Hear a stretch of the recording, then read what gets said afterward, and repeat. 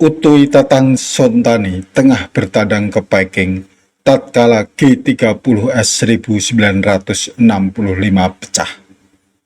Akhirnya, ia tak bisa kembali ke Indonesia dan meregang nyawa di Moskow, Rusia. Halo, Assalamualaikum. Salam sejahtera untuk semua. Jumpa lagi dengan saya di channel Obrolan Haris. Ini masih terkait dengan peristiwa G30S tahun 1965, tetapi menceritakan kisah tragis yang dialami oleh sastrawan anggota Lekra, Utuy Tatang Sontani. Entahlah, ini disebut nasib baik atau buruk. Ketika G30S pecah di Jakarta, Utuy sedang bertandang ke Peking. Sekarang Peking ini bernama Beijing di Cina. Akibatnya, ia tak bisa pulang ke tanah air.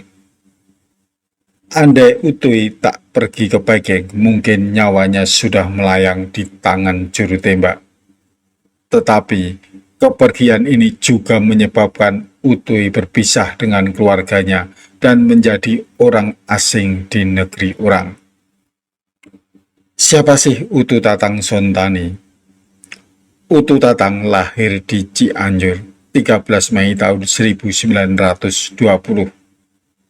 Ayahnya seorang saudagar batik yang kemudian beralih profesi menjadi juru tulis. Utuy sempat masuk ke sekolah desa, kemudian pindah ke sekolah Sekakel dan mendapatkan pelajaran bahasa Belanda. Namun, di sekolah ini Utuy dihina oleh kepala sekolah Belanda dengan dikatakan inliner. Sejak itu aku pun tak sudi datang lagi ke sekolah. Terus tak datang lagi sampai akhirnya dinyatakan keluar. Kenang Utuy dalam memoarnya Di Bawah Langit Tak Berbintang. Setelah 5 bulan tak sekolah, Utuy masuk ke Taman Siswa Cianjur, sekolah yang baru didirikan. Ketika usianya 15 tahun, Utuy untuk pertama kalinya mengirim karangan ke Surat Kabar Sinar Pasundan di Bandung.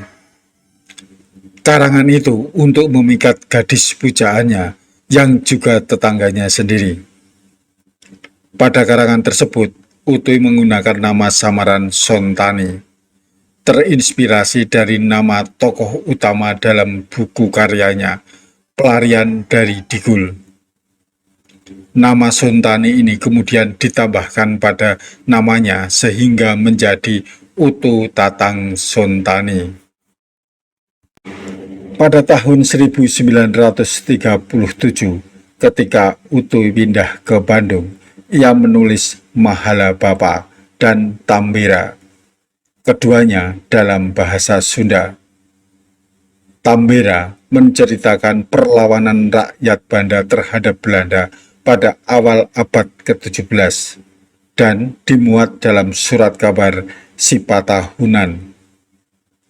Tambira sukses dan digarap ulang dalam bahasa Indonesia pasca kemerdekaan yang terbit pada tahun 1949.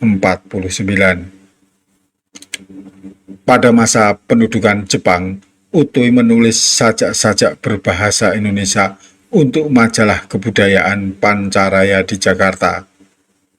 Sajak-sajaknya ini membuat Utuy diundang dalam konferensi kebudayaan Gunsekanbu di Jakarta.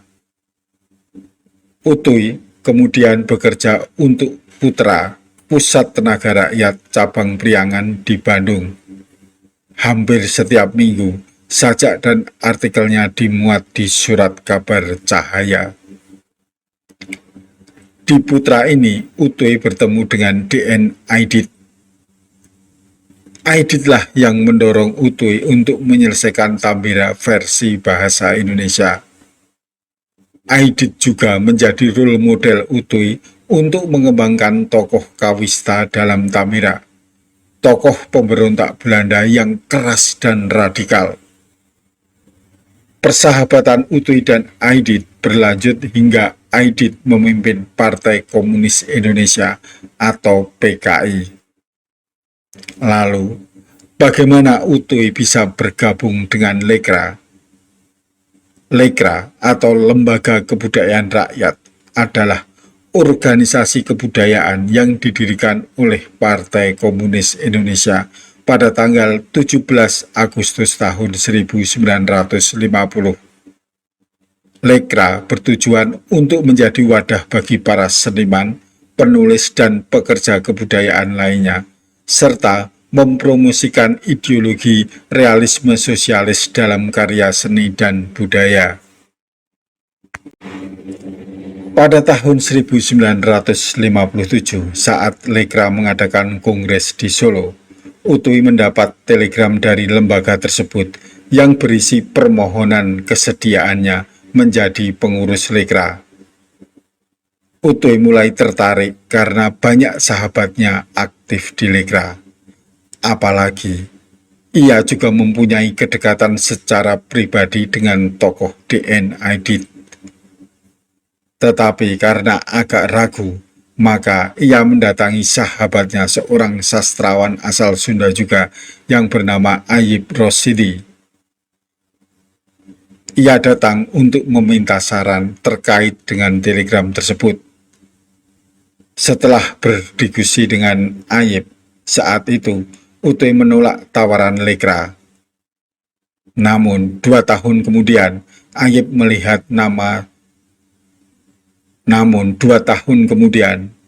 melihat dalam surat kabar nama Utoy tercantum sebagai pengurus Lekra. Sejak awal 1960-an, Utoy memang dekat dengan tokoh-tokoh kiri. Menurut Roma Dwi Arya Yuliantri dan Muhyiddin M. Dahlan dalam buku berjudul Lekra Tak Membakar Buku, Utoy tercatat dalam Konferensi Nasional Lembaga Sastra Indonesia atau LESTRA di Medan pada 22–25 Maret tahun 1963. Dalam konferensi yang diramaikan sastrawan-sastrawan besar seperti Bakri Siregar, Pramudia Anantatur hingga Jubar Ayub itu, Utoy turut memberikan sambutan. Perjalanan selanjutnya, Utoy makin aktif di Lekra, mengajar, memberikan ceramah umum, dan membuat karya-karya sastra dan pentas drama. Dalam satu acara pada Agustus tahun 1965, Utoy berjumpa Aidit dan ditanyai tentang penyakit liver yang dideritanya. Utoy ditawari Aidit berobat ke Tiongkok, ditemani istri. Utoy setuju. Dia berangkat tanggal 27 September tanpa didampingi istri karena paspor sang istri belum jadi. Kedatangan Utoy ke Peking, yang sekarang jadi Beijing, juga untuk menghadiri perayaan 1 Oktober di Tiongkok. Namun, 3 hari kemudian, tragedi berdarah G30S terjadi. Utoy tak bisa pulang ke tanah air, apalagi ia diidentifikasi terafiliasi dengan Lekra. Utoy cukup dikenal di antara para sastrawan Tiongkok seperti Yang Mo dan Qin Jingmei. Karya-karyanya telah tersebar di Tiongkok dan kerap mendapat undangan pertemuan sebagai delegasi PKI di luar negeri. Namun, nasib berubah. Tak sampai setahun pecah revolusi kebudayaan Mao. Para eksil harus meninggalkan Peking dan tinggal di tangsi-tangsi militer. Mereka dipaksa mempelajari buku-buku pemikiran Mao Zedong. Revolusi kebudayaan membuat Utoy muak. Utoy marah ketika mendengar kabar bahwa sahabatnya Qin Jingmei dan pengarang-pengarang lama Tiongkok digasak revolusi. Sekitar 7 tahun Utoy harus hidup di bawah bayang-bayang Mao. Pada Oktober tahun 1973, kondisi kesehatan Otto memburuk. Ia kemudian mendapatkan izin untuk berobat ke Belanda menumpang kereta Trans-Siberia. Ketika melewati Moskow, Otto memilih untuk turun. Otto tinggal di Moskow atas bantuan para penulis Uni Soviet. Ia kemudian juga menjadi pengajar bahasa Indonesia dan literatur di Institut Asia dan Afrika di Universitas Negeri Moskow. Otto menetap di Moskow hingga meninggal dunia pada 17 September tahun 1979 dan dimakamkan di Taman Pemakaman Mitino, Moskow. Meski tersohor berkat roman Tamira, Otto juga terkenal sebagai seorang dramaturgi. Sejak 1948, ia telah produktif menulis naskah drama, antara lain Suling tahun 1948, Bunga Rumah Makan tahun 1948, Awal dan Mira tahun 1951, Manusia Iseng tahun 1953, Sang Kuryang Dayang Sumbi tahun 1953, Sayang Ada Orang Lain tahun 1954, Di Langit Ada Bintang tahun 1955, Sang Kuryang tahun 1955, 1959, dan 1962. Selamat Jalan Anak Kufur tahun 1956, Di Muka Kaca tahun 1957, Saat Yang Genting tahun 1957, Sikabayan tahun 1959, Segumpal Daging Bernyawa tahun 1961.